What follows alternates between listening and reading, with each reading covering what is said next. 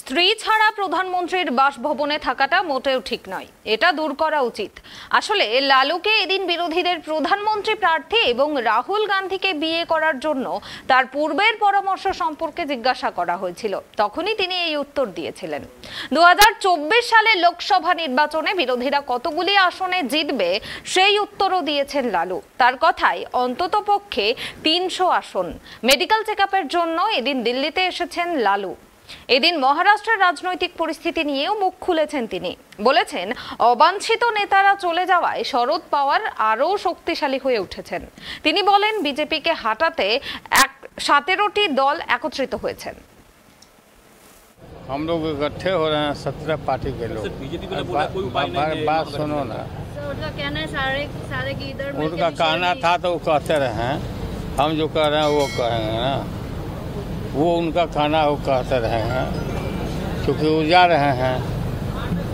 वो नहीं चाहते हैं कि मतलब चर्चा इस पर हो, तो इनका सफाया होगा। शरद पवार भी मजबूत नेता हैं। ये भतीजा का क्या असर है? सर, भतीजा कह रहा है कि आप बूढ़े हो गए, रिटायर हो जाइए। उनको कहने से रिटायर हो जाएंगे। वो बूढ़ा आदमी रिटायर होता है कब से? राजनीति में रिटायर नहीं होता।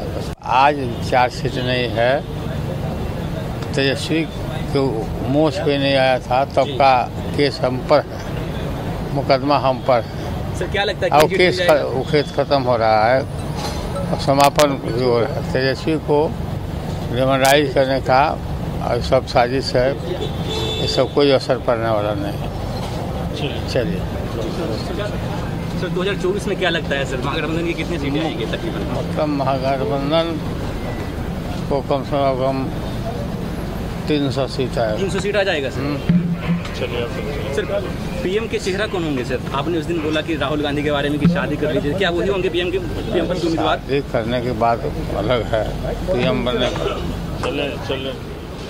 पीएम यो जो भी पीएम हो, बिना पत्नी का नहीं रहना चाहिए। जी। प्रधानमंत्री कोठे में। तो क्या लगता है सर, राहुल गांधी प्रधानमंत्री बिना पत्नी के लोग जो रहते हैं प्रधानमंत्री के कोठे में, ये बहुत गलत है जी।